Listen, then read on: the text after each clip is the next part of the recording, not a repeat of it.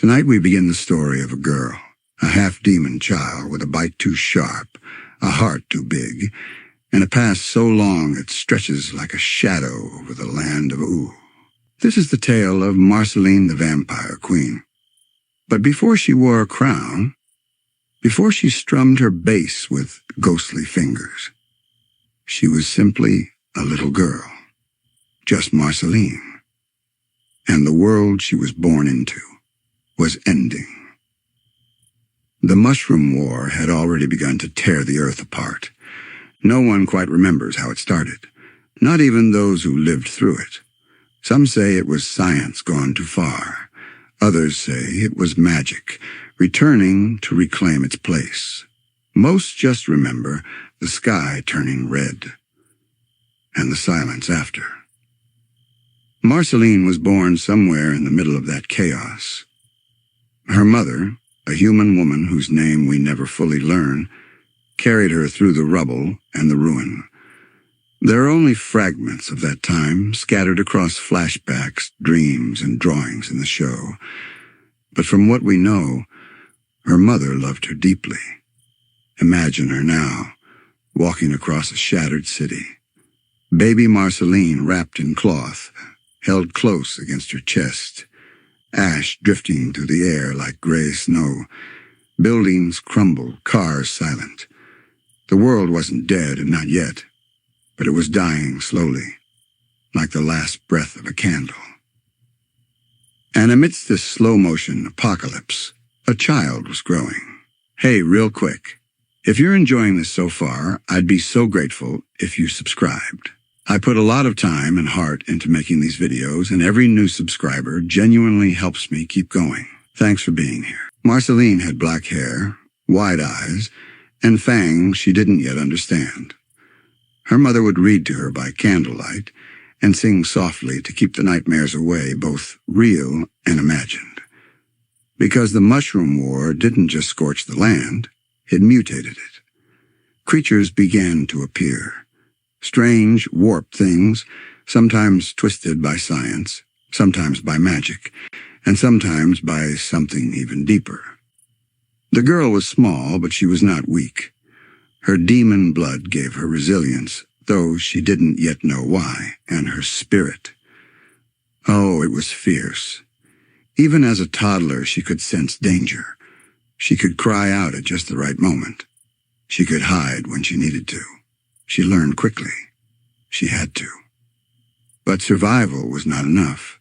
Little Marceline wanted something more. She wanted love. She wanted connection. That connection came in unexpected ways. One of the earliest and most haunting fragments of her past involves a toy, a stuffed animal named Hambo. Just a simple, raggedy plush toy. But to Marceline, Hambo wasn't just a friend. He was the friend, the one constant in a world where nothing else stayed. And when you're 4 years old in a post-apocalyptic wasteland, one friend is all it takes to feel safe, to feel human. We never see the full moment her mother disappears from the story. It's one of those soft, painful silences Adventure Time handles so well. One day she was there. The next, she wasn't. Illness? Attack? Sacrifice? We're not told. Maybe Marceline doesn't remember, or maybe the memory is buried too deep. And so Marceline becomes something both fragile and fearsome, a child alone in a dying world.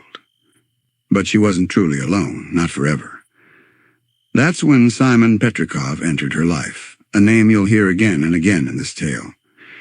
He was a man with tired eyes, a long beard, and a crown he didn't yet understand. A man slowly losing himself to madness, and still trying to protect one little girl from losing herself too. Simon found her wandering, frightened, hungry, and in a moment that would echo through time, he gave her what she needed most, a family. Just for a while, just long enough to matter. He gave her soup from cans. He warmed her hands with his own. He read her books. He even played with her, clumsily pretending not to notice her tears. And in one scene, quiet and small, He hands her a teddy bear with button eyes. "His name's Hambo," she says, and Simon smiles. But even Simon couldn't stop the war. Even Simon couldn't stop the crown from changing him. Slowly, day by day, it pulled him away. He began to forget things. His voice would crack mid-sentence. He'd cry without knowing why. And Marceline, little Marceline, watched it happen. A child, watching her second parent slip away. Helpless. "Don't you forget about me," she whispered once. And maybe he didn't. Maybe somewhere in the Ice King's mind that memory stayed frozen, just like the tears on her cheek. But this isn't the end. Not for her, not for him. Just the beginning. Because Marceline would survive. She would outlive the war, outlive kingdoms and monsters and lifetimes of joy and grief. She would grow. She would change. She would become something strange and wonderful and lost. But for now, she was just a child born in fire, shaped by silence, and cradled for a moment in kindness. And that was enough to begin her story. And so the days passed, one broken sunrise after another. Marceline and Simon wandered from ruin to ruin, sheltering beneath abandoned awnings, rusted buses, cracked open museums. The world was still trembling with aftershocks, not just in the ground but in the air. You could feel it. A humming, haunted quiet, as if the planet itself was trying to remember how to breathe. Simon carried a backpack of essentials, canned beans, water, a tattered umbrella, a blanket, and the crown. Always the crown. He tried not to wear it, but sometimes, when the cold seeped into his bones, or when he thought something dangerous lurked nearby, he'd place it gently on his head. And each time, he slipped a little further from who he was. Marceline didn't understand it yet, but she could feel the difference. His voice would turn sing-song and strange. He'd talk to people who weren't there. He'd call her strange names. Sometimes he'd vanish for hours, following invisible trails or humming nonsense tunes. But always, always, he came back. He tried. That's what mattered. Even as his mind frayed like the ends of a threadbare sweater, he held onto her hand with all the strength he had left. And she clung to that hand, because the world outside was filled with ghosts. Not the kind you think of. Not shimmering spirits or pale wraiths.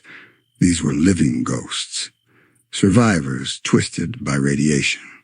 Lost souls who wore gas masks with no filters, who wandered the wastelands talking to skeletons and shopping carts. Creatures with too many eyes, or none at all. And Marceline, even at her age, could sense them. She had an uncanny perception, whether from her demon blood or something else entirely. Her instincts were sharp. She knew when to hide, when to stay absolutely still, when to tell Simon, "Don't go that way." And more often than not, she was right. One night, they found refuge in the burnt remains of a convenience store. Shelves toppled. Candy wrappers melted into the tile.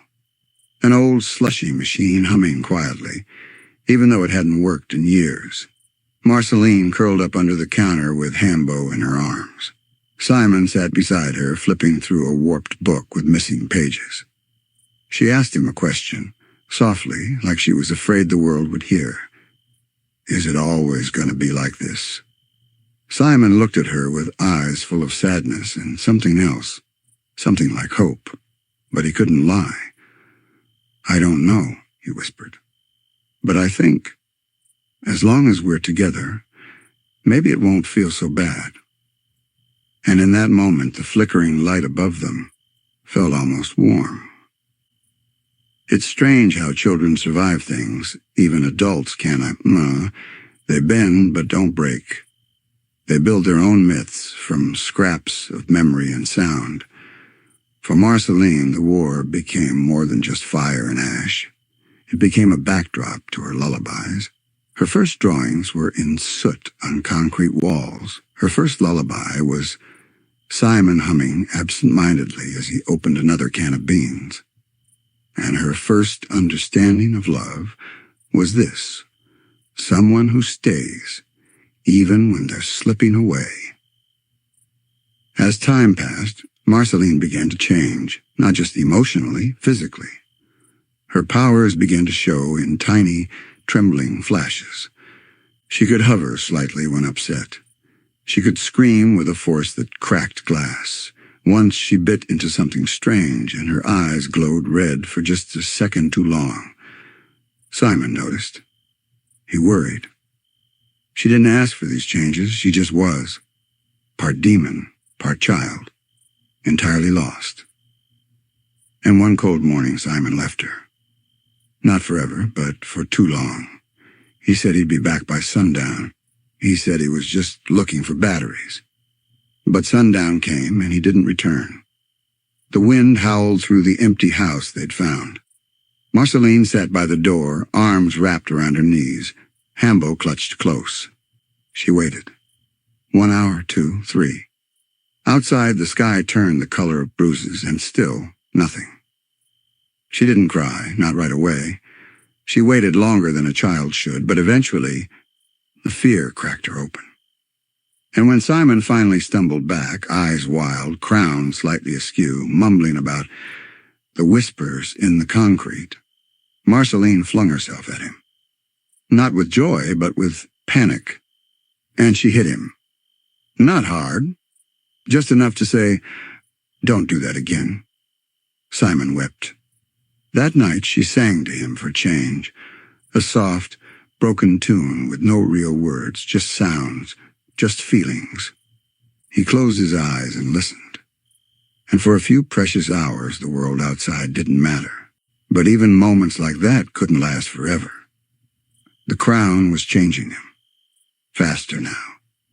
He began forgetting her name, calling her Gunther instead, laughing at invisible jokes. One morning she woke up, and he was hovering above the floor, ice crystals forming in his beard. He looked at her, and didn't recognize her. He blinked, and just like that, he was Simon again. But the damage was done. The day came, inevitably, when he knew he had to leave, to protect her, to stop the crown from hurting her the way it was hurting him. And though it broke his heart, he said goodbye. Not with words, with a look, a gift, a final soft song on his tape recorder. And then Marceline was alone, truly alone, but not empty, never that, because she carried something now, a story, a history, a warmth that wouldn't die. She would walk forward, into centuries of loneliness, into powers she didn't understand, into music and memories and moonlight. But the girl who survived the end of the world would never forget the man who stayed. Marceline didn't know how many days passed after Simon left. A time without someone to share it with becomes slippery, like fog between your fingers.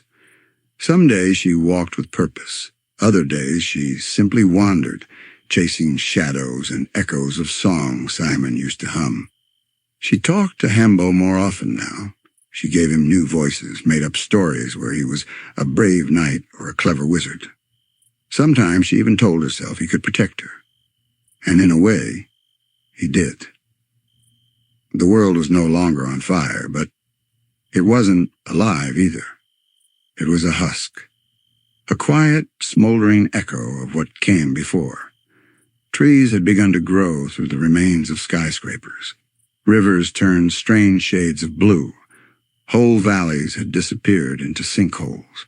The air was cooler now, still, watching. Marceline, too, had changed. She didn't get hungry the same way anymore. Sometimes days would pass without eating, and she wouldn't notice. She could lift heavier things. Her skin looked a little paler, and at night, She'd wake from dreams, not with screams, but with humming. Her own voice, singing songs she didn't remember writing. One night under a rotted highway bridge, she sat beside a small fire. The stars above looked brighter than usual, like someone had scrubbed the sky clean. She held Hambo to her chest and whispered, "I think I'm going to be something scary." She didn't say it sadly, just honestly, because even as a child, she understood what the world needed her to become. There were too many things out there, things that hunted, things that tricked, things that couldn't be reasoned with. The mushroom war had cracked open the planet like an egg, and something unnatural had seeped out. And so Marceline began to harden. Slowly, carefully. Not by building walls, but by writing songs. She sang to herself, to trees, to forgotten playgrounds overgrown with moss. Her voice became her armor, her diary, her spell. She didn't talk to many people in those early years. There were some survivors, wanderers, mutated humans with extra limbs or glowing eyes. Most kept their distance. Some were kind, a few were dangerous. Marceline could sense which was which. She knew how to smile just enough to keep strangers calm, and how to disappear into shadow when she needed to. Once in an abandoned metro station, she found a guitar. It had no strings. The body was cracked, the neck warped, but it still felt like something, like an extension of her soul. She carried it with her for months before she found spare wire to make it sing again. The first notes she strummed were rough, uneven, but to her it was the most beautiful sound in the world, because it was hers, and it reminded her of Simon, of the way he hummed, of the lullabies, of that one tape recorder she never stopped listening to. When she played, she remembered the good things. Eventually, the seasons began to change again. Nature was rebuilding itself, strange, mutated nature, yes, but still alive. New creatures roamed the land, fungal forests, giant insects, wriggling rivers full of glowing fish. Marceline watched it all with tired, curious eyes. She wasn't afraid anymore. But she wasn't fully herself yet either. That part came later, when she met the Vampire King. But for now, this chapter of her life, it ended the way many stories in war-torn worlds do, with a soft, quiet walk into the unknown. A girl and her guitar, a few supplies, a stuffed animal with one missing eye, and a melody playing on loop in her head. Everything's going to be okay. It wasn't, not really, not for a long time. But she sang it anyway, because sometimes a lie whispered gently can feel more healing than the truth shouted loud. And as she disappeared into the growing green of a changed world, one could almost believe that maybe, just maybe, the worst had already passed. But the truth is, her journey was just beginning. Marceline wandered for what felt like years, though she stopped counting long ago.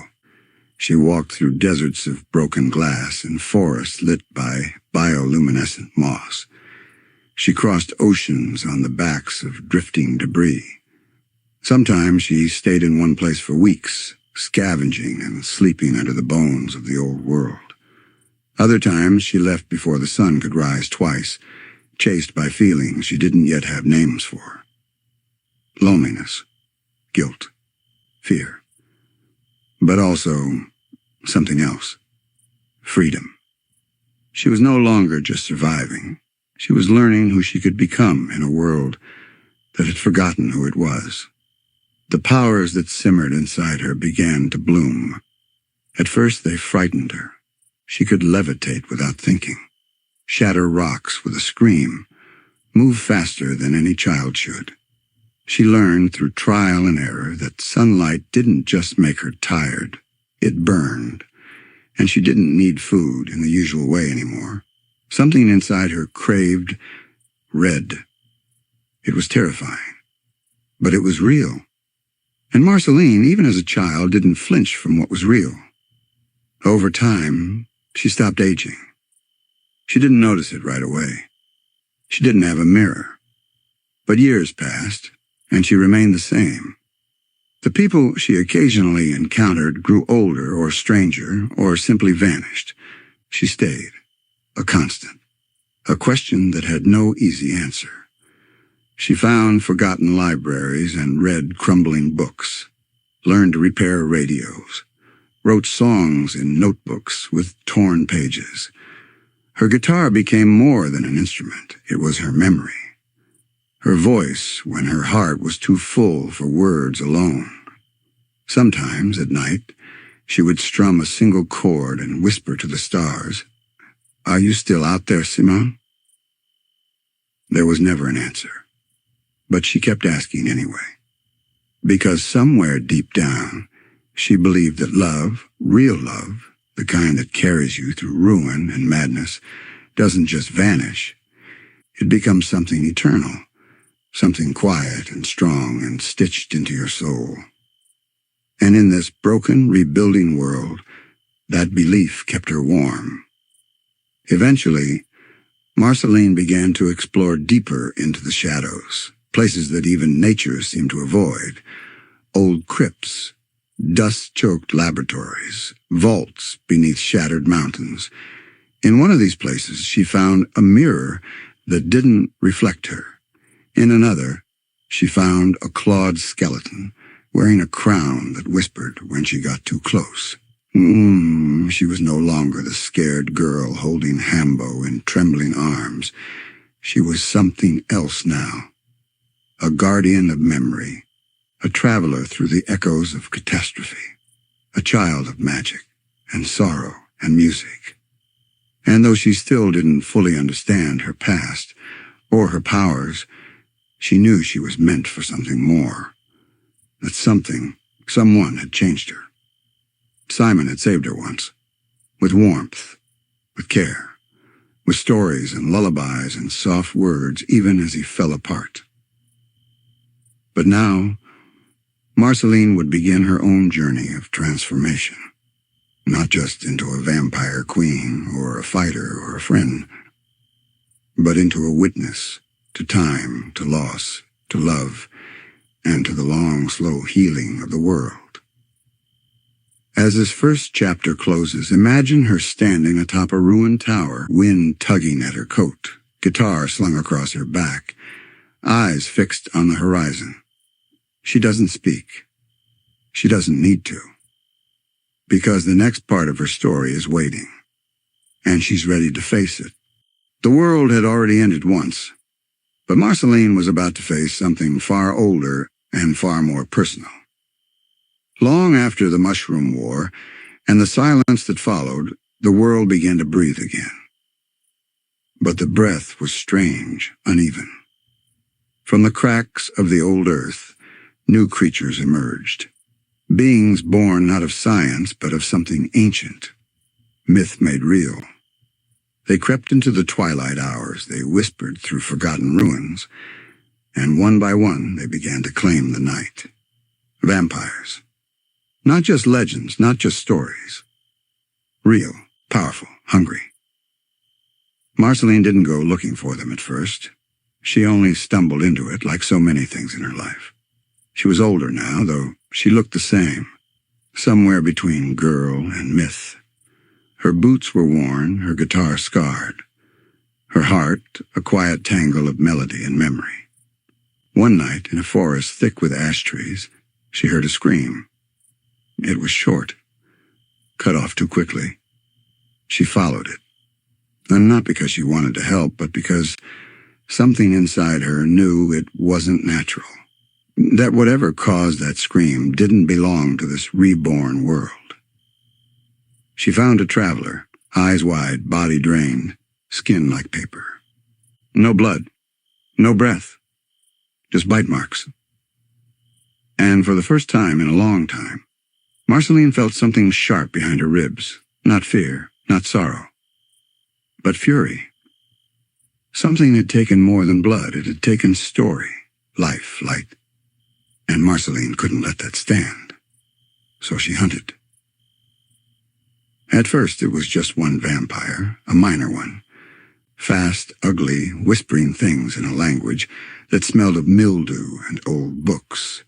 It lunged at her from the shadows, teeth glinting like broken glass. She didn't hesitate. She used sunlight in a bottle, something she'd invented herself. Old UV tech mixed with scavenged crystals.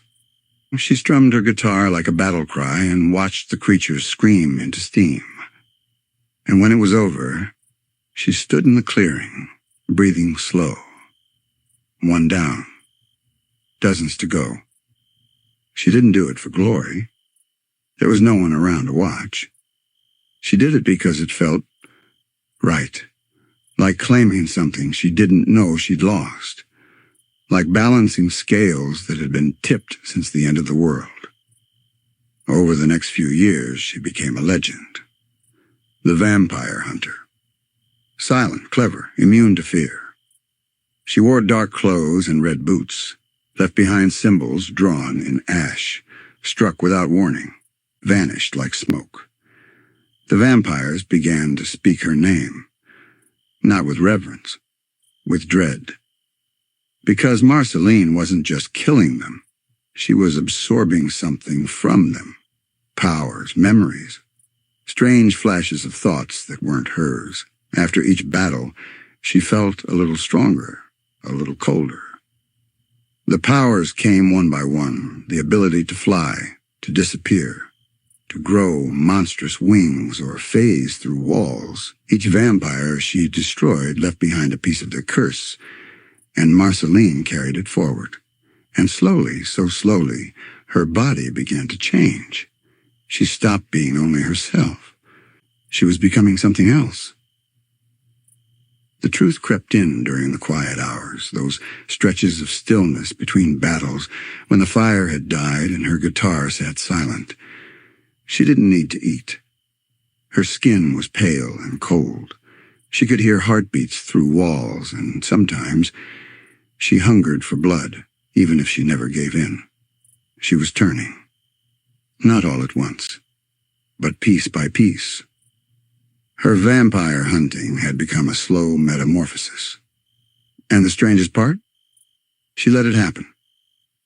Because deep down, Marceline was tired of being human, tired of being hurt, tired of being alone in a body that still remembered the sound of Simon's madness, of burning cities, of lullabies cut short. Becoming a vampire wasn't a curse to her. It was an evolution, a shield. But even as her powers grew, so did the shadow that followed her. A name, carried on the wind like smoke through a graveyard. The Vampire King. She first heard whispers of him in the ruins of an old village, half buried beneath vines and thorns. The air was thick there, too still, like time itself had paused to hold its breath. A dying creature, half vampire, half something else, choked out the name before it disintegrated into dust. He's watching you. The king. Marceline didn't flinch, but the name settled into her bones. She had fought plenty of vampires, each with strange tricks, eerie laughter, and fractured minds, but this one felt different. He wasn't hiding, he wasn't lurking, he was waiting. And suddenly Marceline realized this had never just been her war, it was his too. Because every vampire she destroyed had been one of his children, his generals, his creations, his legacy. And now his lineage was dwindling, one by one erased by the quiet fury of a girl who had once cried for her stuffed toy beneath a mushroom cloud sky. And the king? He was not amused. But still he did not come. Not yet.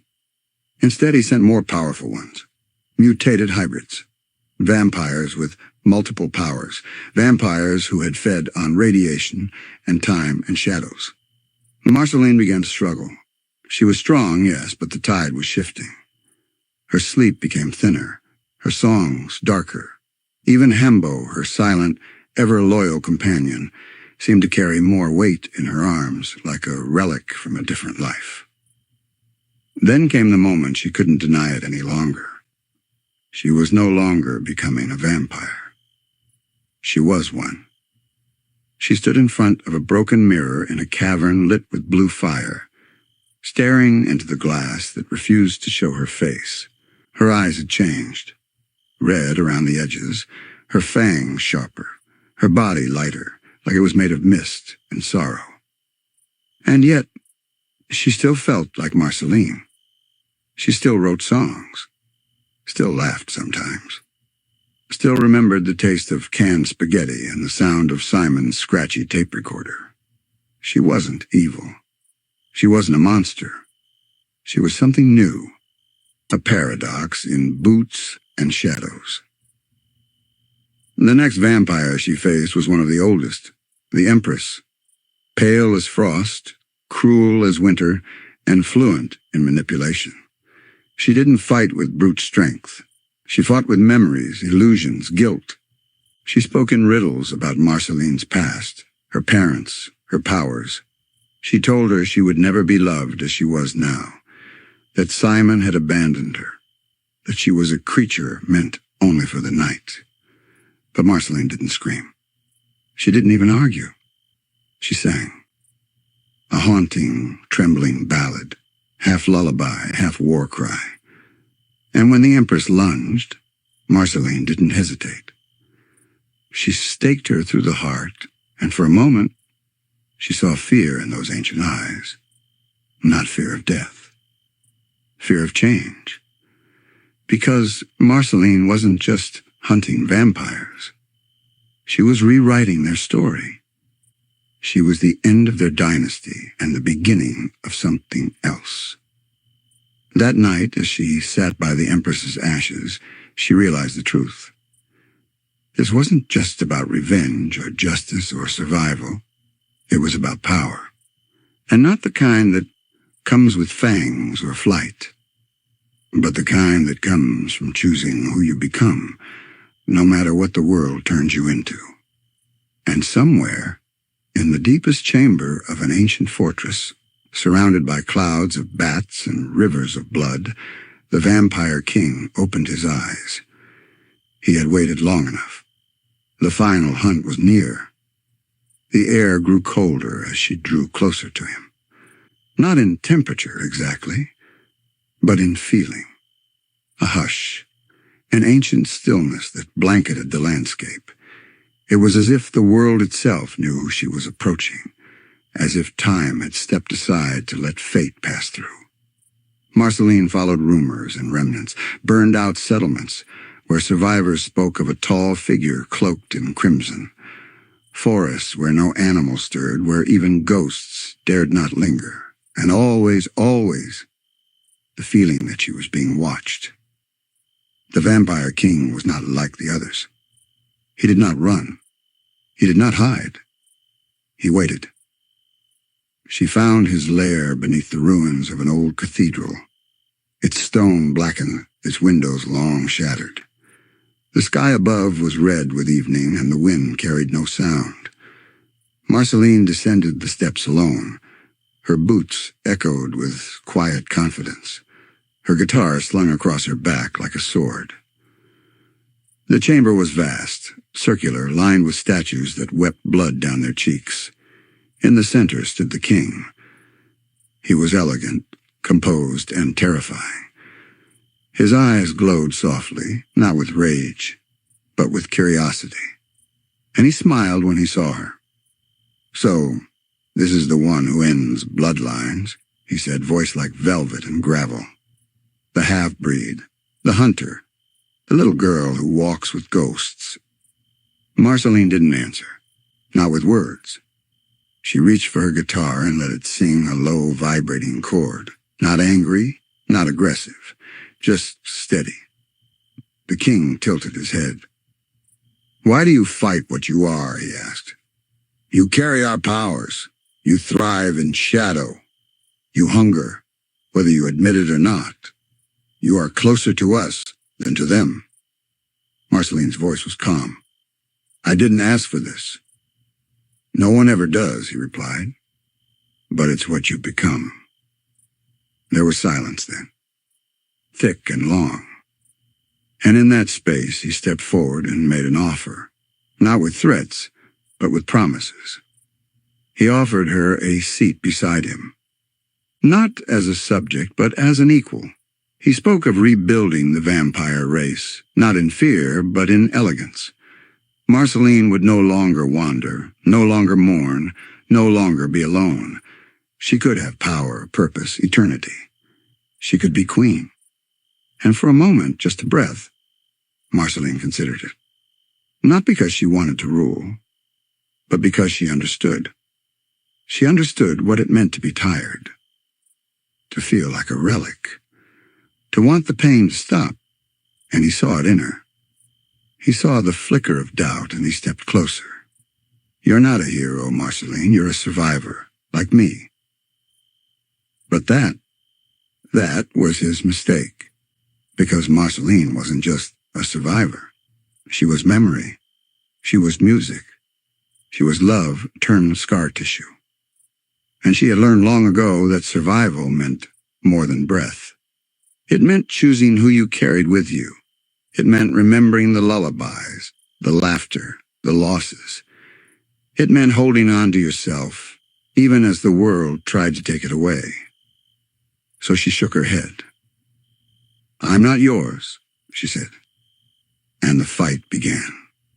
The Vampire King didn't scream or rage.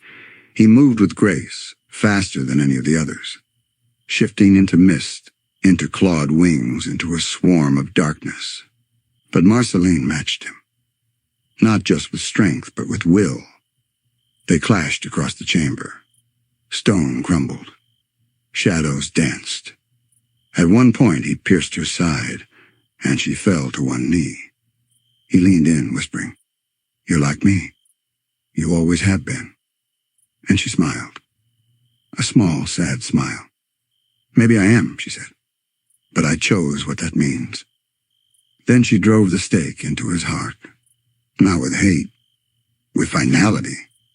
His form convulsed, glowed, then slowly, gently, turned to ash. It was over. Marceline stood alone in the silence. No cheers, no applause. Just the sound of her own breath and the distant echo of her heartbeat. The king was gone. The vampires were no more. And Marceline? She was still standing. Not just as a vampire, not just as a hunter, but as something in between. Something new.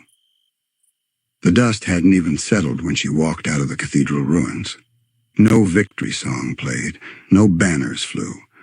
There was no audience to witness what she had done. Just the moon above her, pale and quiet, and the wind rustling through skeletal trees like applause from ghosts. Marceline didn't need fanfare. She had never fought for recognition. She fought for balance, for release, for truth. The Vampire King was gone, his bloodline broken.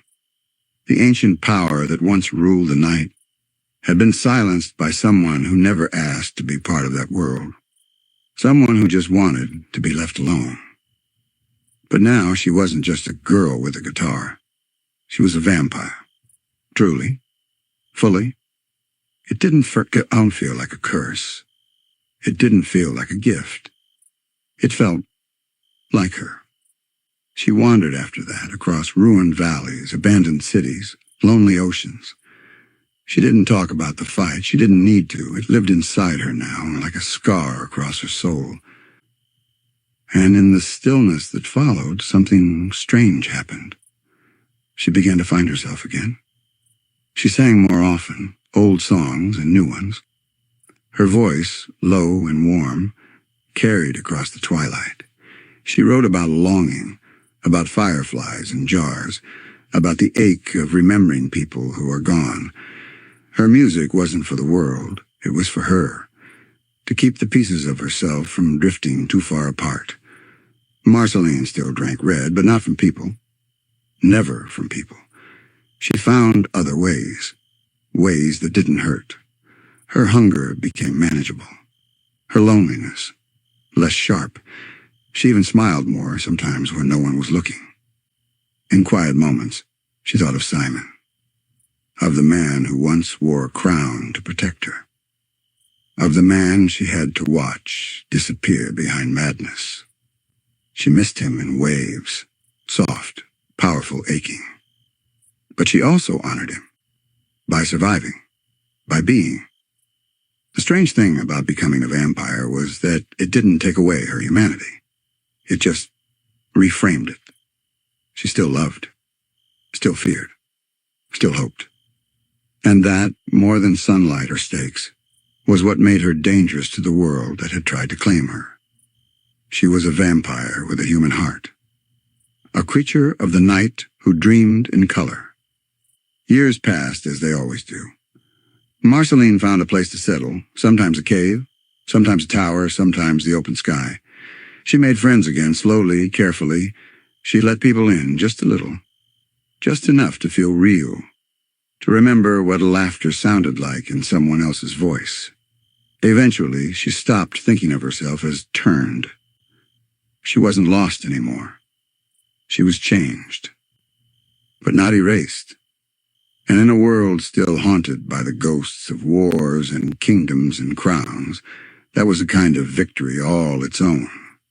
At night, she'd sometimes sit at the edge of a cliff, legs dangling into nothing, and hum lullabies to the stars. Her voice, steady and sweet, would drift on the wind, and the world, for a moment, would feel softer, safer. Like maybe, just maybe, monsters weren't born. They were made. And sometimes they could choose to become something else. That was Marceline's story. Not of defeat, not of darkness, but of becoming, of claiming her own legend, of being a girl and a vampire and a hero all at once. And if you ever hear music on a lonely night, soft and low, rising from the trees, that's her, still singing, still remembering, still here, before the crown, before the madness, before vampires and kingdoms and burning sky. There was Simon, just Simon, a man in a long blue coat, with spectacles slightly too large and a gentle, worried voice. He wasn't a warrior, he wasn't a king, he was an antiquarian, someone who studied ancient relics and wrote notes in tiny, curling handwriting. He liked quiet music. He laughed softly. And most of all, he cared. That was the most important thing. He cared. And in a world that had fallen apart, caring was the most radical thing anyone could do. Simon found Marceline after the bombs. After the Mushroom War had left cities in ruin and the skies tainted with ash. She was just a child then, barely old enough to speak in full sentences, dragging a tattered stuffed animal through an empty parking garage. She had no one. Nothing. But he knelt down beside her, offered her soup, offered her a name, offered her comfort in a world that no longer knew what that meant. She didn't understand him at first. He talked fast, and his hands shook when he thought too much. But he was kind. He was gentle. He protected her from the monsters that came out at night, even though he was scared too. Simon had found something, an artifact, a crown, strange and magical, ancient and cursed. He wore it sometimes, when danger came too close, and when he did, he changed. His voice became colder. His eyes glowed. He said things he didn't mean. Sometimes he forgot her name.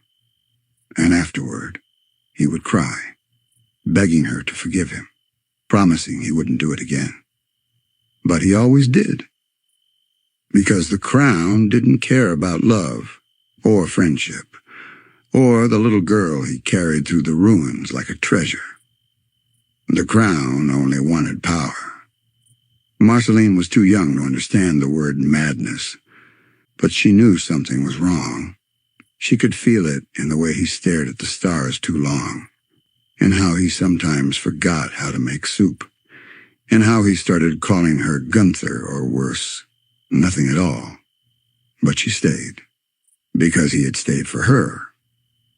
And in those moments when he was still Simon, when he read her bedtime stories by firelight, or tuned his violin just to make her laugh, he felt like the only safe place in the world. Their friendship wasn't about survival. It was about holding on to the idea that someone still knew how to be kind, to the possibility that the world wasn't completely gone, to the dream that maybe, just maybe, they could find peace together. But as time passed, Simon's moments of clarity grew fewer. The crown began to take more, and Marceline began to wonder if the man who had saved her was still in there at all. One night she found him standing in a frozen lake, muttering to himself, his breath fogging into blue mist. He didn't recognize her, didn't blink when she called his name. His face was hollow, like the cold had crept into his bones and locked away whatever warmth he had left. She took his hand. It was trembling. She whispered, "Come back, Simon, please." And for a second, just a second, he looked at her. His eyes went soft. He said her name. Then he collapsed. She carried him back to shelter, wrapped him in blankets, played music on her little battered toy keyboard until the dawn came, slow and red. That was one of the last times she heard him say her name with clarity. After that, the crown tightened its grip.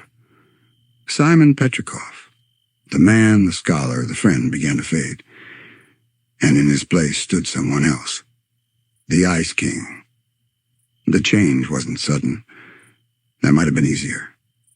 Instead, it happened slowly, like frost creeping across glass, too quiet to notice until it covered everything. Marceline watched it unfold one moment at a time. Simon stopped humming their lullabies. He stopped looking her in the eyes when she spoke. He'd leave for days, chasing voices only he could hear, then return with ice in his beard and stories that made no sense. He'd say things like, "I must collect the princesses," or "The world is a chessboard, and I am both player and pawn." And Marceline, still just a child, sat by the fire and tried to pretend it was all okay. She wanted to believe he'd come back, that the man who once braided her hair and bandaged her knees was still there, somewhere beneath the crown. But the crown was winning. Day by day, it took pieces of him, his memory, his sanity, his soul, until one morning, she woke up and he was just gone. No note, no goodbye. Only his old coat folded carefully at the foot of her sleeping bag. Marceline cried. Not loudly, just quietly for hours. Because the worst part wasn't that he had left.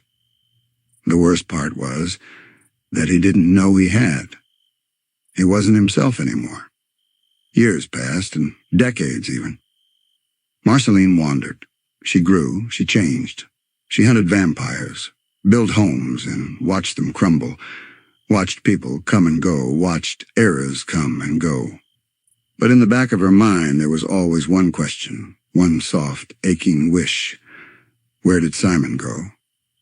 And one day she found out. She heard stories of a mad wizard in the Ice Kingdom, lonely, obsessive, strange, someone who kidnapped princesses and ranted about love. She didn't connect the dots at first. Not until she saw him. Not until she saw that face. Older now, grizzled with a long beard, his eyes wild, rimmed with icy magic. A crown fused to his skull like it had grown there. But she knew. It was Simon. It was him. Buried beneath layers of madness and snow, the man she loved like a father still lived. She approached him once, said his name. He stared at her, blankly, then smiled in that unhinged, off-kilter way and said, "Do you want to hear a song about penguins?" And her heart broke all over again. It wasn't the first time.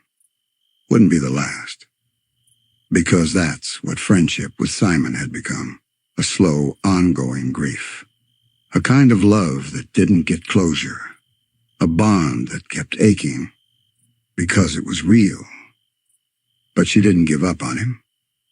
Even when he forgot her name. Even when he called her a stranger. Even when he tried to kidnap her because he thought she was a princess. She didn't fight him. She sang to him. Played their old tunes, the silly ones he used to hum under his breath while mixing powdered soup. Sometimes he'd pause just for a second, as if something deep inside recognized the melody. A flicker, a tremor. Then the Ice King would shake it all, laugh wildly, and fly away on a frozen gust of wind. But those moments, those flickers, were enough for her. Proof that he wasn't completely gone. That somewhere, buried beneath the snow and spells, Simon Petrikov still remembered her, still loved her. And so she carried that hope. She wore it like armor, even when no one else understood.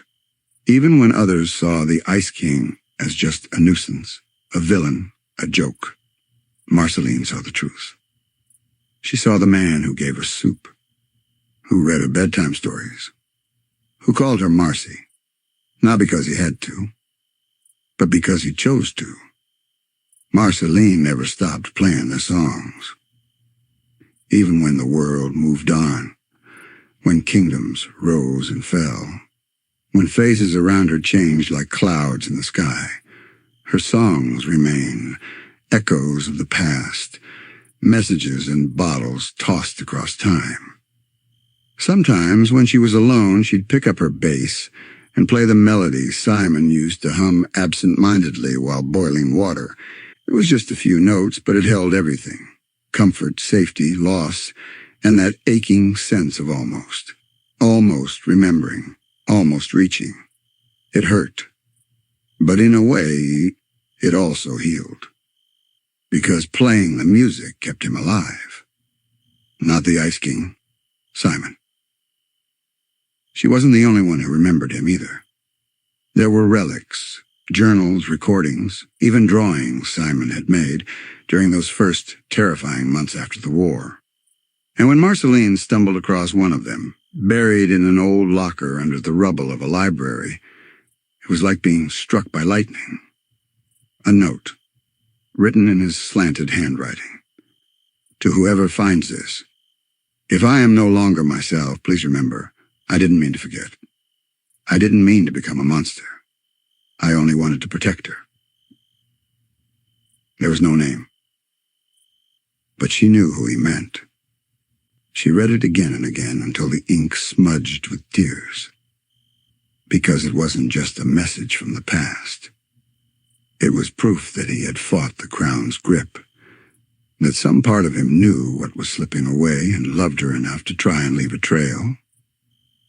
It gave her a strange kind of peace, not closure, but a thread of connection, something to hold on to. Over time, she even began visiting him more often, not to change him, not to fix him, just to be there. She'd show up at the edge of the Ice Kingdom with a blanket and some snacks, pretending like she didn't notice the mad rants or the penguins dancing in tutus. She'd sit with him as he told wild, nonsensical stories about wizard battles and princess tournaments. And every now and then, a piece of Simon would slip through.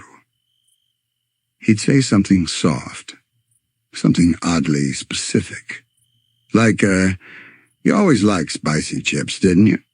Or that song you used to sing, what was it called again? And she'd answer with a quiet smile, her heart aching and full at the same time. Because even if he didn't remember, some part of him still knew. The Ice King was lonely. and Marceline understood loneliness in a way few others could. That's what made their friendship so rare, so enduring. It wasn't built on shared interests or easy conversation. It was built on memory, on tragedy, on two souls who had weathered the end of the world together, and somehow, against all odds, still found each other in the ruins. Simon had once protected her when she was small and scared. Now it was her turn to protect what was left of him, even if that meant watching him forget, even if that meant pretending the crown's grip wasn't tightening every day. She still showed up, still played their songs, still reminded him in every small way that he was loved. And somewhere, deep beneath the snow and madness, she believed he knew. He had to know. Because love like that doesn't just vanish. It echoes, like music in a frozen cave, like light behind the clouds, like a name whispered through time. Simon. Time, as it does, moved on. The world grew stranger, then softer. Magic shifted. New lives began. But the ache never left Marceline's chest, not fully. It sat there like an old scar, no longer bleeding, but tender when touched. And then something changed.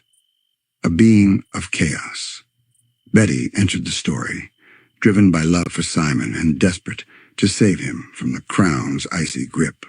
She was brilliant, erratic, and fearless. And just like Marceline, she had once known the man behind the madness. Together, their hopes collided.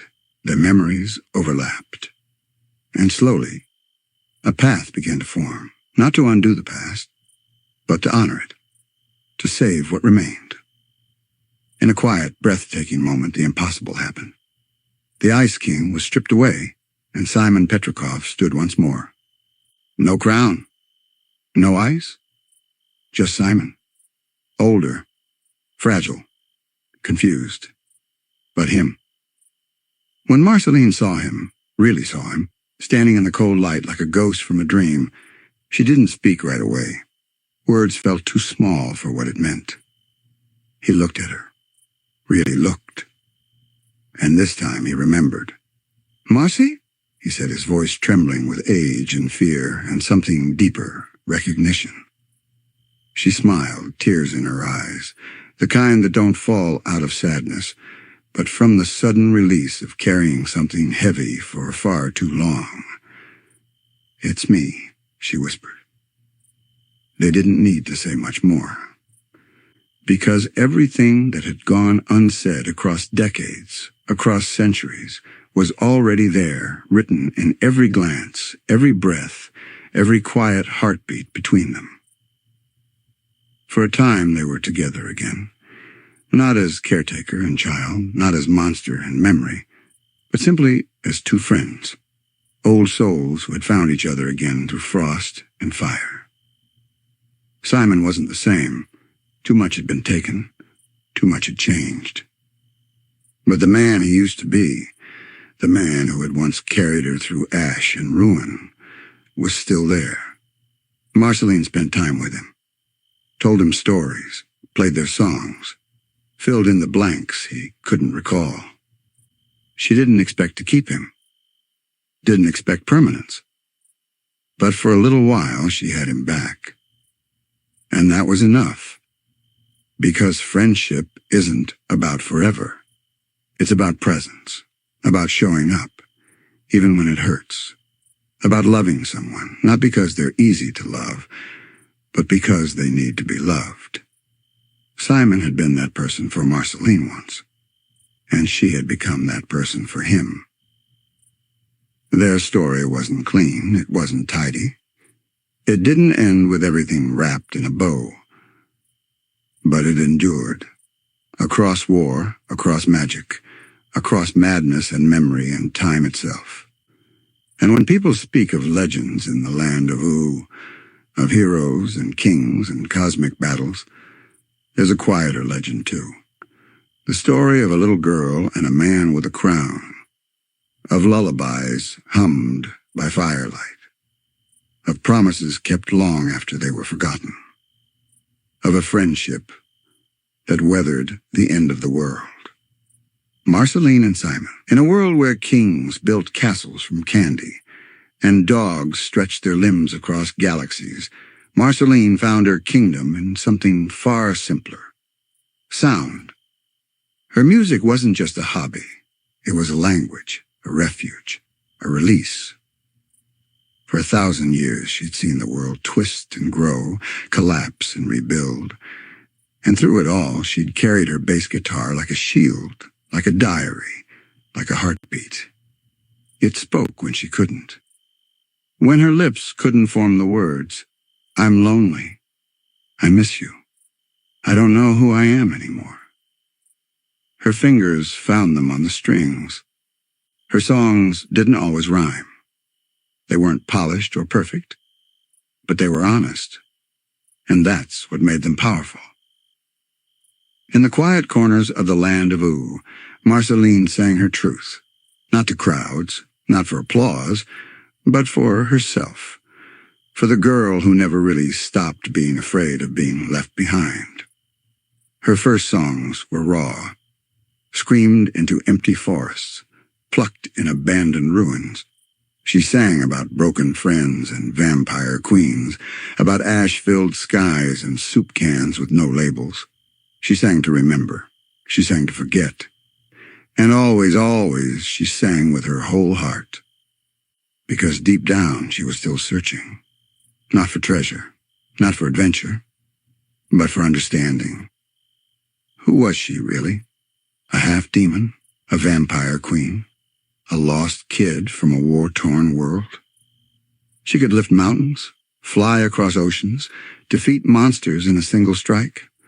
But when it came to herself, Marceline was still figuring it out. And that uncertainty echoed in her songs. Sometimes she played soft, like a lullaby. Other times her bass roared like thunder, as if trying to shake the ghosts from her bones. She didn't hide the pain. In fact, she leaned into it. Because music was the one place where vulnerability wasn't weakness. It was strength. It was her truth. And the world around her began to listen. People didn't just hear her music. They felt it. Jake, Finn, even Princess Bubblegum. They all found pieces of themselves in her songs, moments of sadness, of joy, of longing. Because what Marceline sang wasn't just about her past. It was about the human experience. Fear of being forgotten. Need for connection. The deep ache of loving people who change or leave or fade. Her lyrics were sharp, simple, bare. Like in her song, "I'm Just Your Problem," where every word struck like a match. I'm just your problem. Well, I shouldn't have to justify what I do. It wasn't just a fight with Bubblegum. It was a scream from somewhere deeper, a cry for recognition, for clarity, for something real in a world that often pretended to be fine.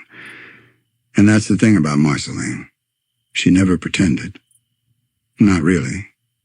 Even when she smiled, you could hear the shadow in her voice, that quiet fear, that maybe she was too much, too strange, too broken. But she kept singing anyway, not because it fixed her, but because it kept her going. Each verse, each chord, each breath was a step forward, a way to name the feelings that haunted her, the doubt, the anger, the old aching sadness of someone who had lived too long and felt too much. She wasn't looking for answers, just a place to feel. And her music gave her that, a safe space, a mirror, a bridge, a way to say, I'm still here. One of the most piercing truths about Marceline's music is that it often said the things she couldn't. When words failed her, when emotions rose too sharp or too tangled, she'd retreat into melody. Her songs weren't just artistic expressions. They were emotional timestamps. Each one captured a memory she couldn't forget, a feeling too strong to contain, or a question she was still too afraid to ask out loud. Take the song Everything Stays. Gentle, repetitive, almost like a lullaby whispered through time. On the surface, it sounds like a meditation on routine and change, but beneath it lies something far heavier, grief. Go down to the ocean. The crystal tide is raising. Water's gotten higher as the shore washes out. The lyrics unfold slowly, like waves brushing against memory. It's a song about the inevitability of change, but also about the haunting ways things stay the same, even as everything around them transforms. Marceline wrote that song about her mother. It wasn't some grand, operatic ballad. It was quiet, delicate. But it held a depth that hit like gravity. In those lines, you can hear the echo of a little girl walking alone through a broken world, holding tight to the small routines her mother taught her, folding clothes, brushing teeth, watching stars, to feel like things were okay, even when they weren't. And it's that honesty, that made her music resonate. Because Marceline never tried to dress her pain in armor. She let it be, raw, unfiltered, beautiful in its brokenness. Even her confrontational songs like I'm Just Your Problem weren't really about fighting. They were about reaching, about shaking the people she loved and screaming, "See me, hear me, I'm hurting and I don't know how to say it." There's a brutal kind of honesty in that, and an even deeper courage. Because vulnerability is terrifying, especially for someone who's lived for over 1,000 years, watching everyone she's ever cared about either change, leave, or forget her. She didn't always handle that gracefully. Sometimes Marceline pushed people away. She'd make sarcastic quips, turn fights into jokes, disappear for days or weeks without explanation. She had built 1,000 emotional defense systems, and every one of them hummed with the fear of being abandoned again. But her songs never lied. They cut through all that. They revealed the tender, scared, deeply human soul underneath the Vampire Queen persona. And when she sang, people listened. Finn, the ever-optimistic adventurer, once heard her playing Remember You, a song stitched together from an old note Simon had written in his Ice King days. It shattered him. Because in that moment we realized that Marceline wasn't just some cool vampire rocker. She was a survivor, a memory keeper, a girl who had carried someone else's pain for centuries and transformed it into melody so it wouldn't destroy her. Her music was a form of emotional alchemy. She took loneliness and made it into lullabies. She turned confusion to chords, fear into rhythm, love into lyrics. And through it all, she grew. You could trace her healing through her songs. Early on, they were jagged, defensive, loud. But later, they softened. She began writing not just about pain, but about hope, about love that lasted, about learning how to be vulnerable without crumbling. She let go of some of the fear. She made room for joy. Because music didn't just help her express sadness, it helped her understand it. It gave her a path out of the maze, a way to look at herself with compassion instead of criticism. And through that process, Marceline began to see that she wasn't alone. Other people hurt too. Other people lost things too. And maybe, just maybe, by sharing her songs, she was helping others the way Simon once helped her, by being present, by holding space, by staying even when it hurt. That's the secret of Marceline's music. It doesn't try to fix anything.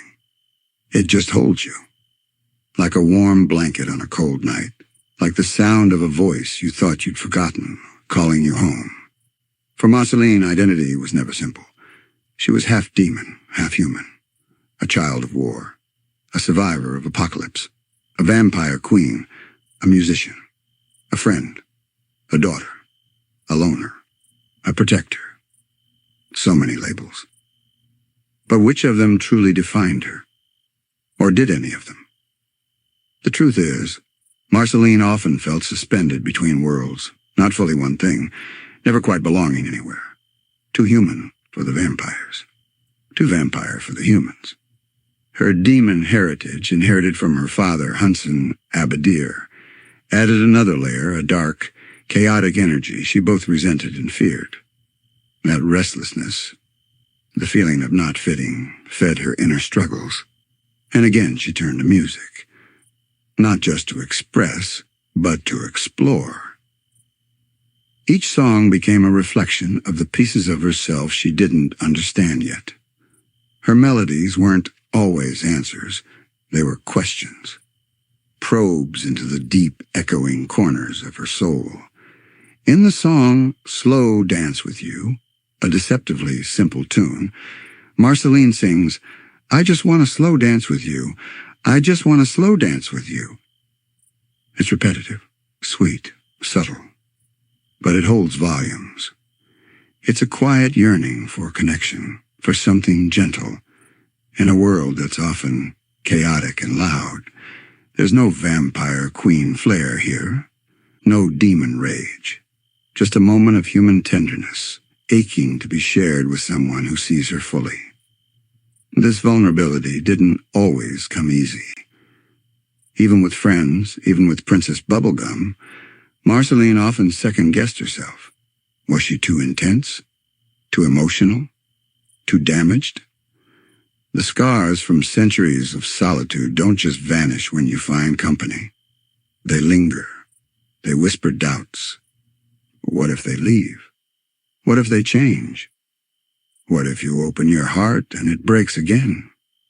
Immortality gave her time, but it also gave her loss, over and over and over. Friends gone, eras past, people forgotten, faces fading from memory. And that trauma doesn't just haunt your dreams. It shapes you.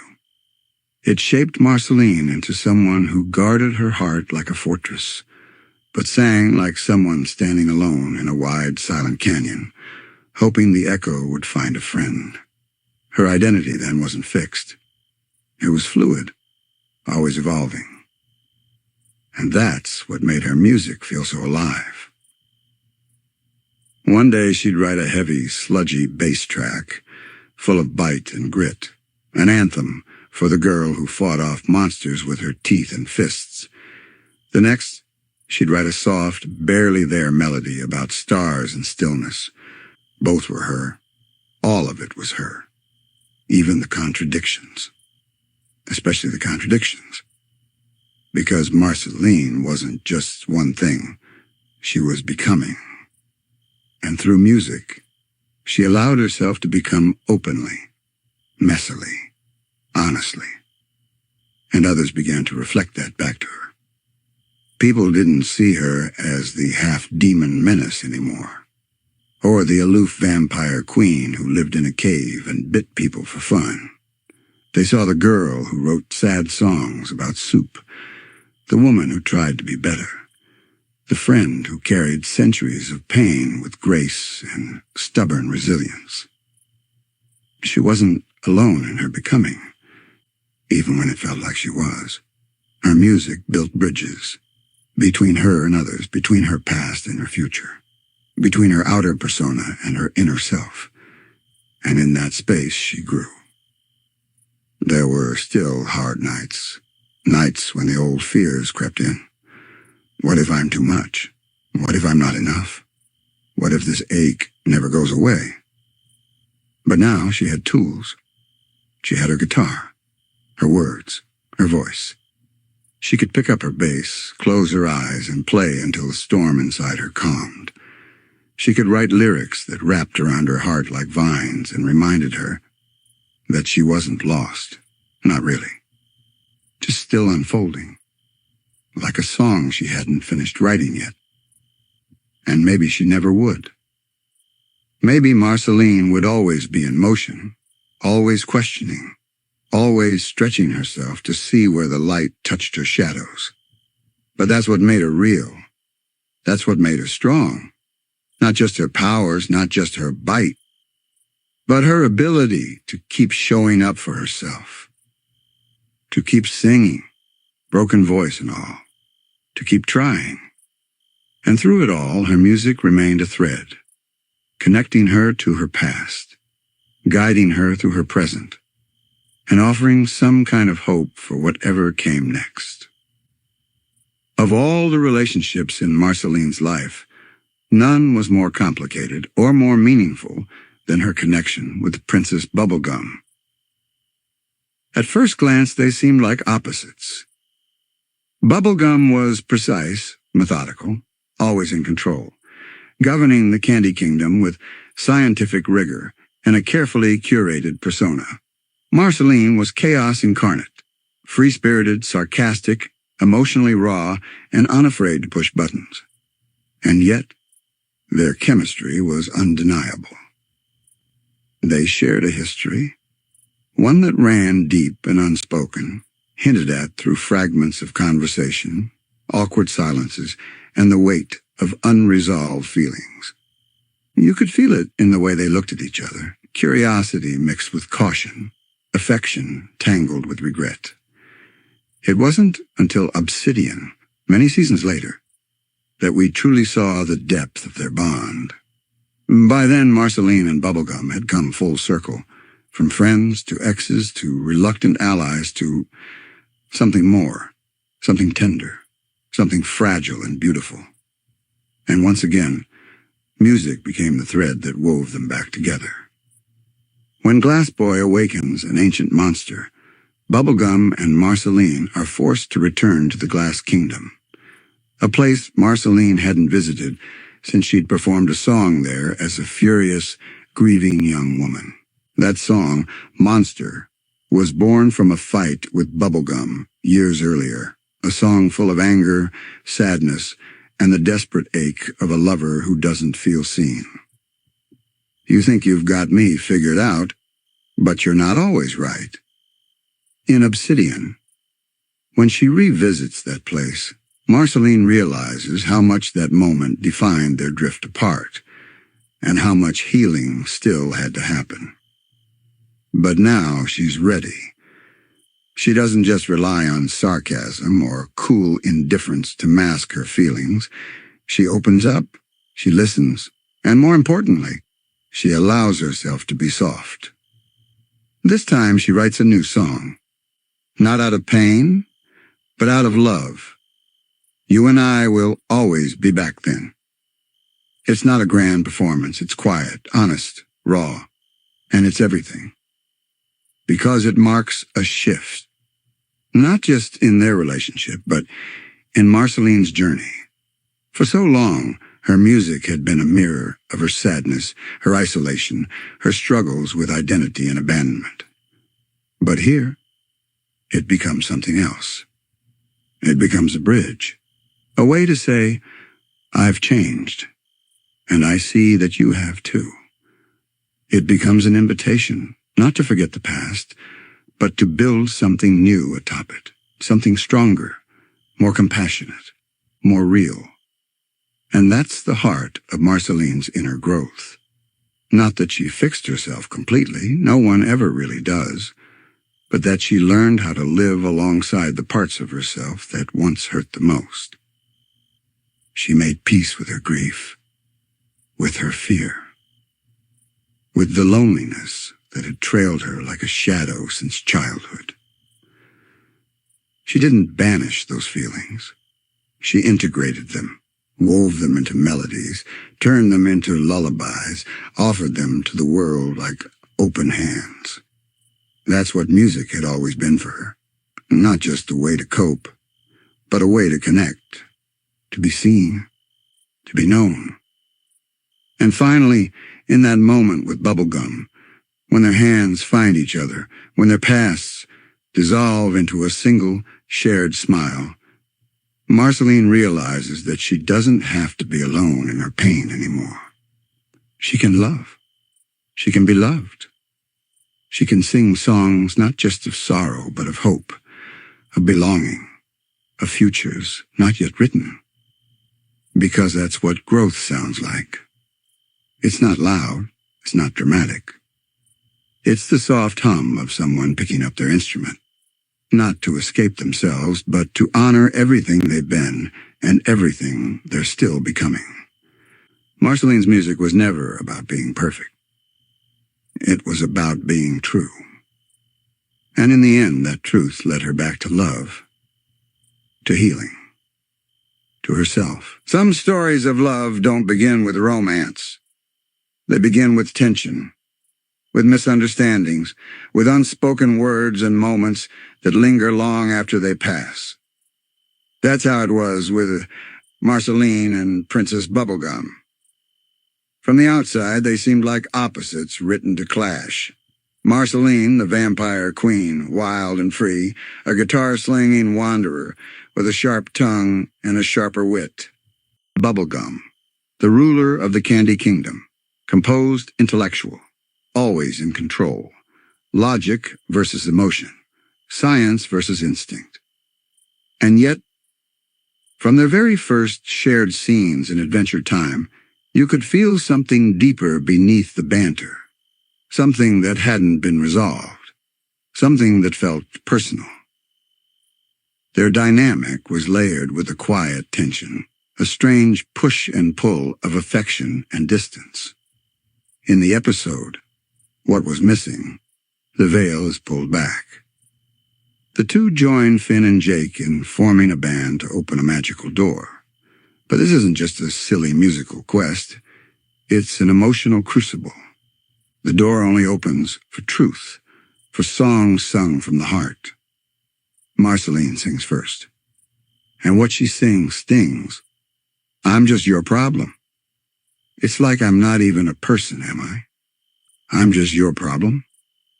The words cut through the air like a confession. She's been too afraid to speak aloud until now. She's not angry. She's hurt. Underneath her sarcasm and defiance lies a deep vulnerability, a fear that Bubblegum has pushed her aside, erased their connection, discarded her like a memory that no longer serves. And Bubblegum's reaction? She's rattled. She doesn't argue. She doesn't deny. She just stands there, stunned, visibly shaken, because part of her knows it's true, that she has distanced herself, that she buried the hurt instead of facing it. And what was their history? The show keeps it vague, intentionally so, but the hints are powerful. They weren't just friends. They were close, too close for the pain between them to be casual. In Sky Witch, we learn that Bubblegum still has something deeply personal from their past. Hambo, Marceline's childhood stuffed animal. The fact that Bubblegum kept it, not out of indifference, but out of emotional attachment, says everything. You don't hold on to someone's childhood toy for 1,000 years unless you're still holding on to them. But their relationship wasn't a straight line. They drifted apart, came back, fought, forgave. Time changed them. They changed each other. And in that slow orbit, love began to evolve, not in grand declarations, but in glances, in sacrifices, in the way they showed up for one another, even when it hurt. Marceline, who'd spent centuries keeping people at arm's length, started letting someone in. And Bubblegum, who'd built her life around logic and responsibility, began learning to trust her heart. By the time we reach episodes like Varmints, the shift is undeniable. In that episode, they're alone together in the forest, chasing creatures that have been destroying Bubblegum's old kingdom. And in the quiet spaces between action, they talk, they laugh, they apologize, they open up. It's tender, it's awkward, it's real. This isn't the fire of a sudden romance. It's the slow warmth of something healing, something rediscovered. And for Marceline, who had carried heartbreaks longer than most people live, it was terrifying. But it was also hopeful. For the first time in a long while, she wasn't just longing for the past. She was building something new, something fragile, something worth fighting for. In the forest during varmints, something important happens. Not a grand gesture, not a kiss, not even a direct admission. Instead, it's a conversation. Marceline admits that it hurt when Bubblegum pushed her away. She says it plainly, without bravado or theatrics. You've been acting so distant, like you don't even care anymore. And Bubblegum, after all her calculated deflections and years of hiding behind duty, doesn't deny it. She softens. She says she does care, as she always did, that she just didn't know how to show it. This is the magic of their love story. It doesn't unfold through declarations. It emerges through understanding, through a slow, halting journey of relearning how to be in each other's lives again. They don't go from exes to partners overnight. Instead, they share more quiet moments. They start spending time together again, fighting monsters, teasing each other, finishing one another's sentences. The banter becomes gentler, the silence is more comfortable. In Broke His Crown, we see a glimpse of domesticity, Bubblegum and Marceline having dinner together, lounging around like an old married couple. There's no grand narrative push, no plot-driving event, just two people slowly, delicately rebuilding a life together. And Marceline, whose heart had once been a fortress, begins to let herself rest in Bubblegum's presence. She lets her walls down. Not all at once, but piece by piece. She lets herself laugh more. She lets herself be taken care of. And that's important. Because for so long, Marceline had been the strong one, the loner, the survivor, the one who had to protect herself because no one else would. But with Bubblegum, she could be safe. Even when they disagreed, even when things got messy, there was a foundation being laid slowly but surely, one of trust, one of care, one of love that didn't need to be loud to be real. By the time Come Along With Me rolls around, the final episode of the series, the arc reaches its quiet crescendo. The Great Gum War is raging, tensions are high, and everything seems poised to fall apart. Marceline and Bubblegum fight side by side like they always do. But when Bubblegum is injured, the fear in Marceline's face says everything. She rushes to her side, tears brimming in her eyes, voice cracking as she pleads with her to wake up. And when she finally does, Marceline wraps her in the tightest, most urgent hug. She doesn't hold back. She can't. Because in that moment, the truth is no longer something to tiptoe around. It's here. It's loud. It's raw. It's real. And then they kiss, finally. No ambiguity, no subtext. Just love, simple and vulnerable and long overdue. And the world doesn't explode. The war doesn't stop for it. But for a moment, it's enough. More than enough. That kiss wasn't just fan service or a bold narrative decision. It was the culmination of years of quiet storytelling, a love that grew in fragments, in sidelong glances, in shared histories and mutual scars. It told every queer kid watching that love doesn't have to fit a mold. That love can be patient, messy, difficult, and still beautiful. For Marceline, that kiss symbolized the end of a long emotional winter. She'd wandered the world for centuries, searching for belonging, grappling with abandonment, trying not to let her loneliness devour her. But here, in this moment, she wasn't alone. She was held, loved, chosen. And she chose bubblegum right back. Because despite all the hurt, all the years lost in silence, their bond endured. Their love didn't erase the past. It grew around it. It honored it. And that's the kind of love Marceline had always deserved. Not one that demanded perfection, but one that met her where she was, flaws, fangs, feelings and all. When Adventure Time ended, that kiss between Marceline and Bubblegum left the audience glowing, but also yearning for more. For once their love had been made explicit, but there was still a hunger to see what came after. Not the end of the story, but the next chapter. And that's exactly what Obsidian, the second installment of Adventure Time, Distant Lands, gave us.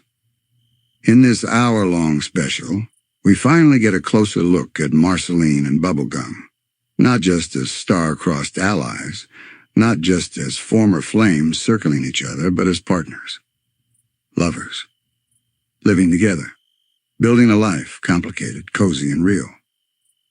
From the moment Obsidian opens, it's clear that something about them has changed. There's a quiet familiarity in their interactions, a rhythm that only comes from people who've chosen to share their days. They tease. They bicker over music. They enjoy shared silence. They're domestic. But the story doesn't just paint them as picture perfect.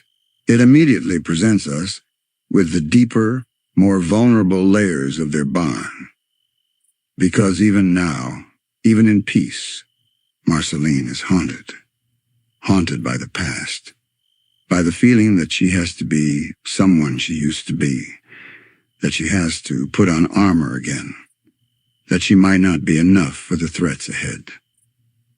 When they're called to Glass Kingdom to face a danger from Marceline's past, molto larvo, old wounds are reopened, memories of fear, of anger, of isolation. But more than that, Marceline starts to question herself again. She wonders if she's still that angry, destructive person she once was, if she has to tap into that darkness to protect the people she loves. And quietly, buried beneath the surface, is a more personal fear. That Bubblegum only loved her when she was that person. That if she's softer now, more vulnerable, she might no longer be what Bubblegum wants. It's a tragic echo of their past, a fear born from centuries of rejection and change. And the beauty of Obsidian lies in how it addresses this, not with flashy battles, though there are those too, but with emotional honesty. As Marceline struggles with her identity, Bubblegum doesn't try to fix her. She doesn't try to mold her. Instead, she listens. And when Marceline snaps, accusing herself of being a mess, of not fitting into this peaceful world, Bubblegum speaks with quiet conviction. You've grown so much, Marcy. You don't have to go back to being that person. That's the turning point. Because love, real love, isn't about who someone used to be. It's about who they are now and who they're becoming. And Bubblegum sees all of Marceline. The fire, the fury, the music, the mess, the gentleness, the vulnerability. And she chooses her, again and again. Just like Marceline chooses Bubblegum. Not the princess, not the scientist, but the woman beneath the crown. The one who overthinks and overplans and still can't cook to save her life. Together they face molto larvo, not with violence, but with song. Marceline sings a new song, not one of rage, but one of healing. It's a love song, really. Not just for Bubblegum, but for herself. It's a declaration that she doesn't have to be the monster to protect the people she loves. That love itself can be a kind of shield. The moment is powerful. Not because Marceline saves the day, but because she finally lets herself be seen. Fully, softly, completely. And when the dust settles, they hold each other. Not as warriors, not as rulers, just as two people who've been through hell and still found their way back to each other. Obsidian shows us the strength in their relationship, not in its drama, but in its maturity. They have disagreements. They make mistakes, but they talk, they listen, they grow. Their love is no longer something fragile. It's something lived in, weathered, worn and warm. And for Marceline, who once wandered a post-apocalyptic world with nothing but a bass and a broken heart, that love is everything. It's home.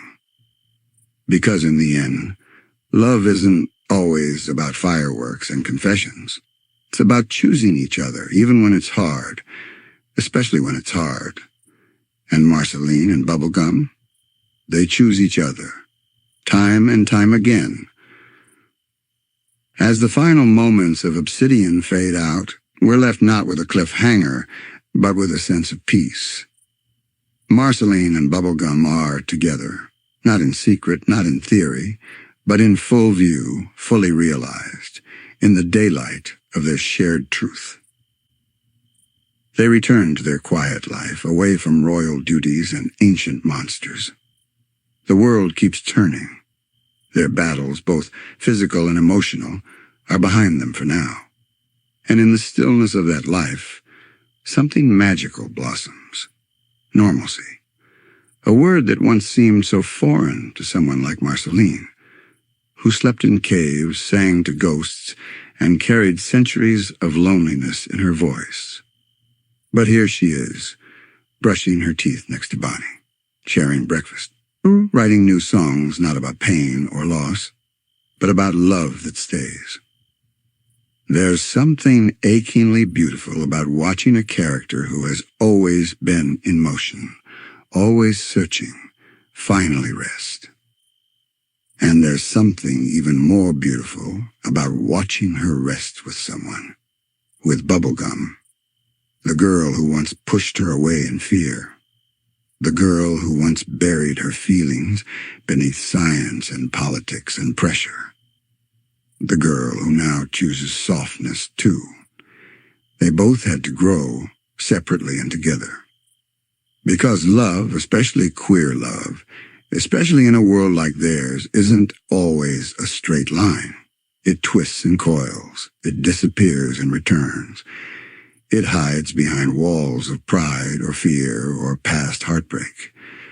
But when it's real, when it's fought for, it becomes something unshakable. In many ways, Marceline and Bubblegum's love story is one of redemption. Not just of a relationship, but of selves. Marceline had to believe that she was worthy of being loved, not for her songs or her powers or her history, but for who she is in the quiet moments. And Bubblegum had to learn how to show love, not just through protection or provision, but through vulnerability, softness, presence. Their journey speaks to anyone who's ever lost someone, who's ever been afraid to speak their truth, who's ever felt like maybe they were just too much or not enough. But Marceline and Bubblegum show us that love can return, that it can evolve, that it can be better the second time or the third, that it doesn't have to be perfect to be right. And when you look back at all the tiny breadcrumbs the show left, the songs, the letters, the longing looks, it becomes clear that their love was always part of the story, even when it wasn't obvious, even when it wasn't named. It was there in the way Bubblegum kept Marceline's shirt for years, in the way Marceline wrote songs about the ache of being left behind, in the way they fought because it mattered, in the way they came back to each other, over and over. In a world filled with magical creatures, ancient artifacts, and dimension-hopping hijinks, the truest bit of magic might just be two people deciding to stay, deciding to heal, deciding to choose each other again and again. Marceline never needed a crown or a kingdom. She just needed someone to sit beside her at the end of the world. And she found that in Bubblegum. And Bubblegum, for all her brilliance and strength and ambition, didn't need someone to rule with her. She needed someone who saw her, beyond the lab coat, beyond the pink. Someone who could call her Bonnie and mean it with affection, not obligation. Someone who knew her before the crown and stayed after. Marceline and Bubblegum's love is a story of growth, of second chances, of slow-burn romance that takes its time. It's a story that gave hope to countless viewers who'd never seen themselves reflected in such a raw and honest way. And most of all, it's a story that lingers, like a melody, like a memory, like love that was always meant to be. So as you close your eyes tonight, remember this. Sometimes the deepest love doesn't arrive with a bang.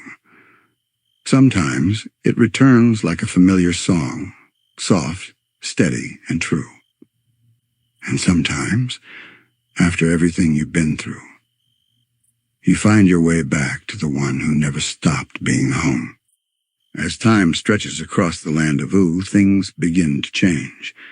Kingdoms crumble, heroes fade into myth, new beings rise while others fall into quiet memory. And through it all, Marceline remains, not as a ruler, not as a warrior, but as a watcher of time.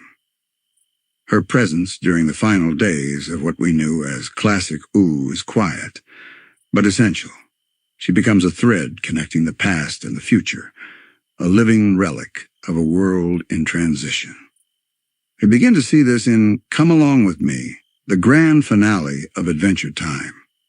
The Great Gum War is boiling to its climax, with Princess Bubblegum and her Uncle Gumball standing on opposite sides of a battlefield, surrounded by thousands. War feels inevitable. But then, Marceline sings. A single voice, soft, soulful, brave. She flies above the chaos and sings a lullaby, not of conquest, not of resistance, but of hope. A plea for peace in the language she knows best, music. And in that moment, the tide shifts. It's not a song that wins the war. It's not even a song that stops the conflict entirely. But it opens hearts. It cuts through years of tension, fear, and pride. Because when Marceline sings, it's not just melody, it's memory. The echoes of all she's seen, all she's loved, all she's lost. Her voice reminds people what they're fighting for, or what they should be fighting against. Marceline isn't a diplomat. She isn't royalty. But in that moment, her song does what armies couldn't. It brings humanity, tender, trembling humanity, back to the battlefield. It's a soft power, the kind that doesn't demand attention, but captures it anyway.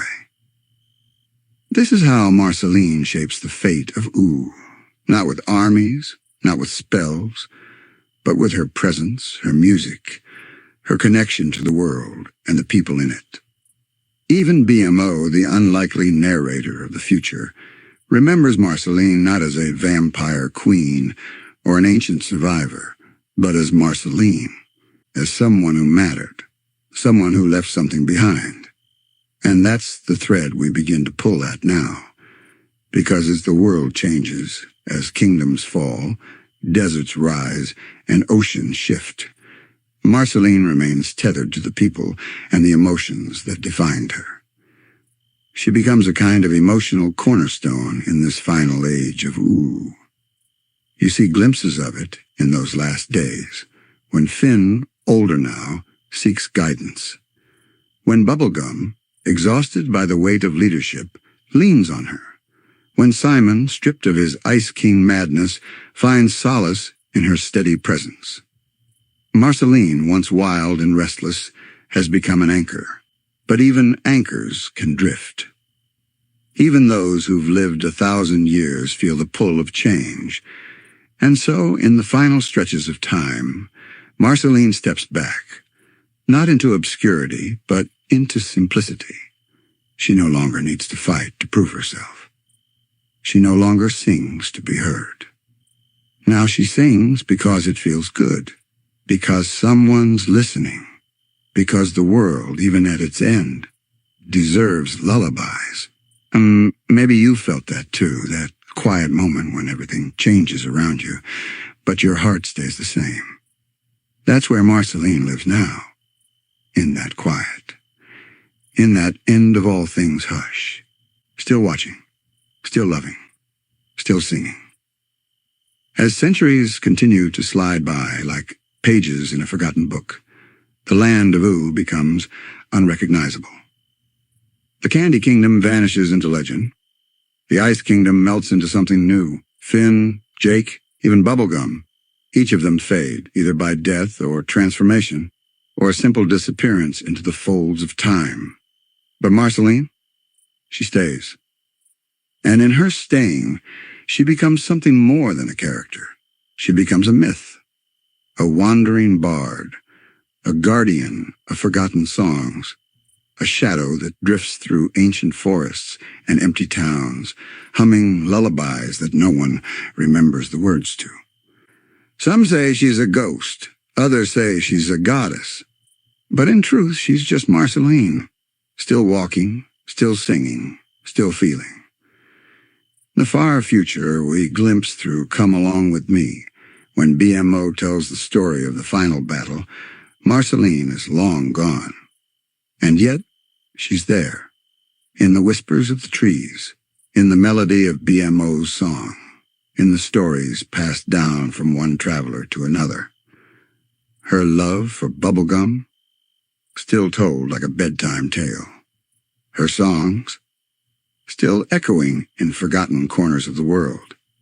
And when Shermie and Beth, the new adventurers of the future, find Finn's sword, you get the sense that Marceline's story is one of many that shape the world they now explore.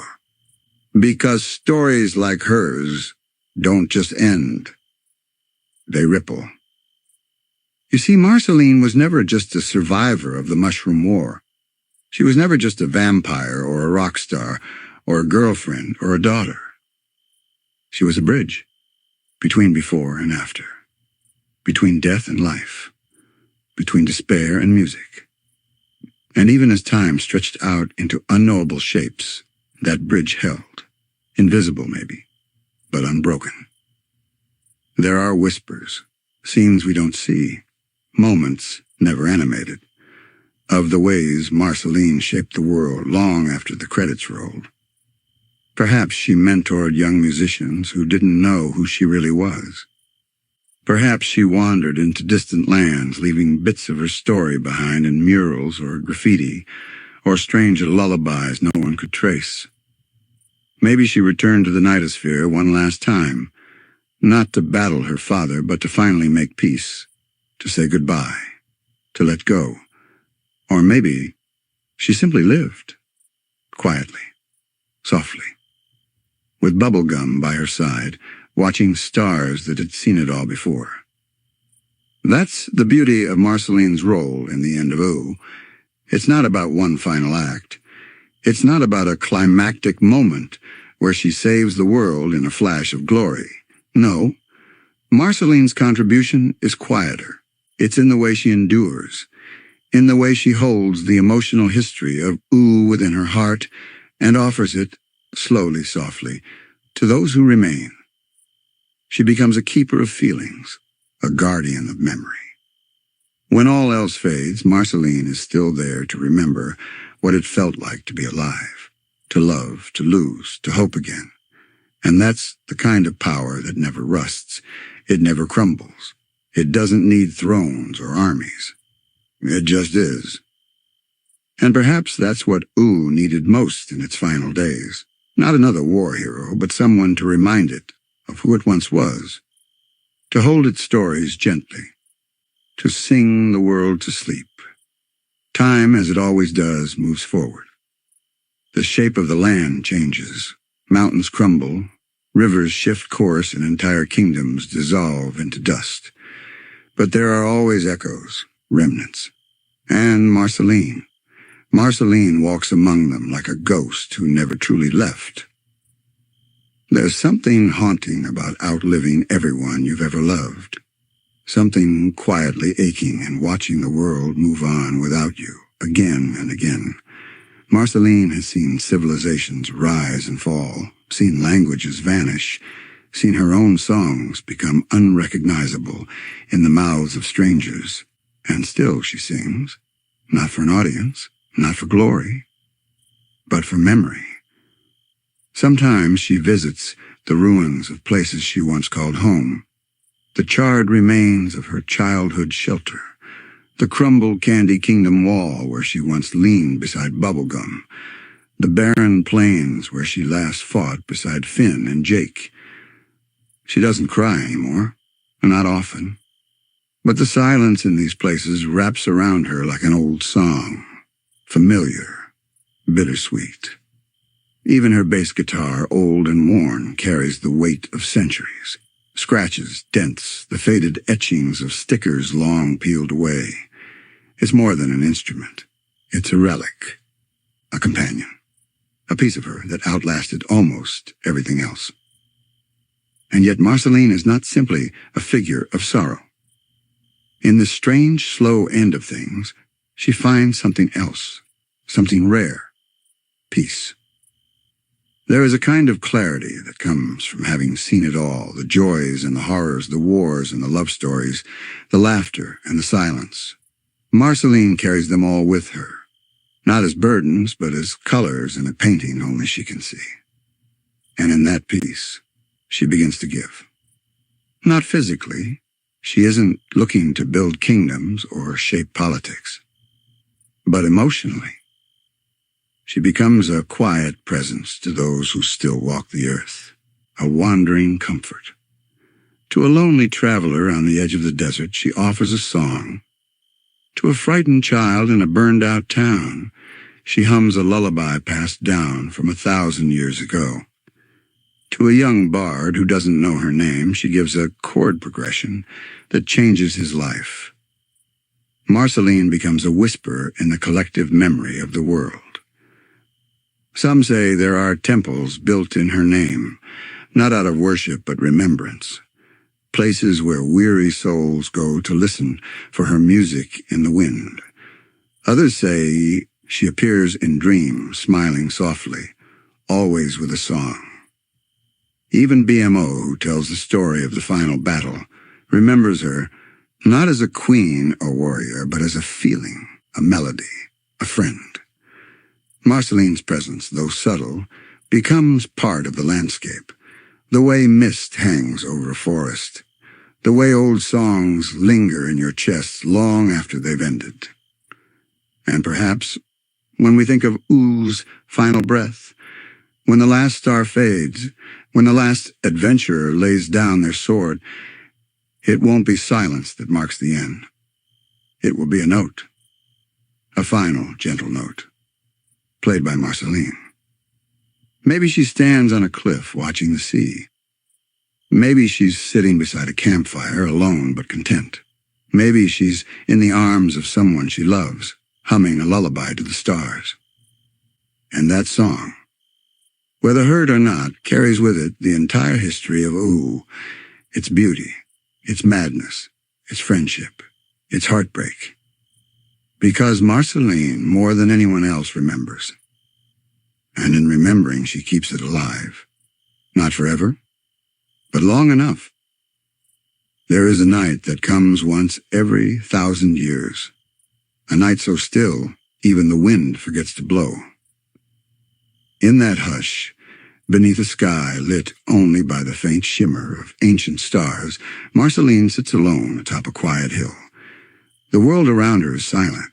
No kingdoms, no monsters, no quests left to chase. Just her, the stars, and a soft tune humming in her throat.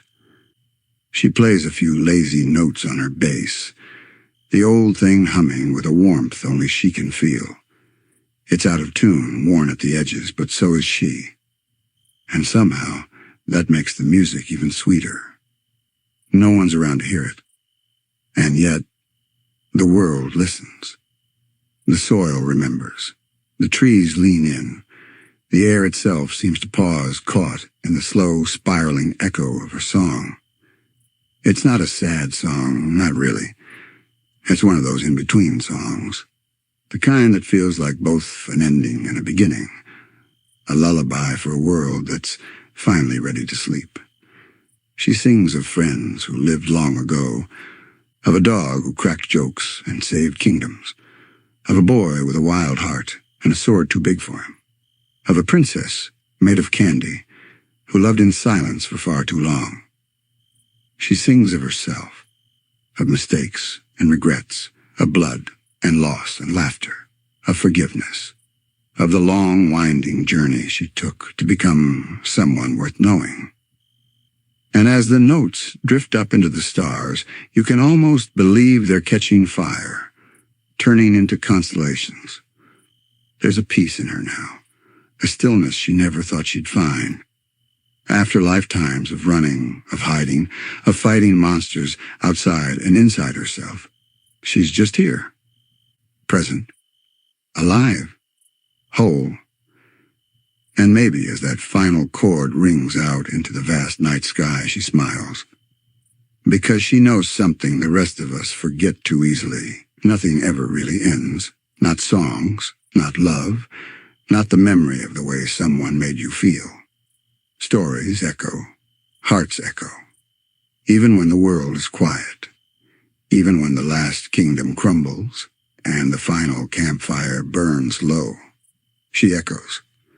Marceline the Vampire Queen, the girl who lost her mother, who survived a war, who became a monster, and then something softer, something wiser. She carries all of Ooo inside her. And in that moment, with the stars blinking gently above her and the old bass in her lap, she closes her eyes. Maybe finally she rests, and the world rests with her. And so, dear listener, we've come to the end. The end of a long, strange, beautiful story. The story of a girl who was more than her past, more than her mistakes, more than the title she was given. Marceline's journey is not about being a vampire or a queen or even hero. It's about becoming. Becoming someone who can love, who can lose, who can sing through pain and still find joy. Becoming someone who chooses peace even when the world is ending. And maybe as you lie here, eyes growing heavy, breath slowing to the rhythm of the quiet night, you'll carry a piece of her story with you too. Not all of it, just a note or two, a chord, a feeling, a memory of someone who kept going through wars and centuries and heartbreak, just to find that life, even in its strangest moments, was worth singing about. Thank you for joining me tonight. Sleep well. Dream sweetly. And may Marceline's song echo gently in your dreams.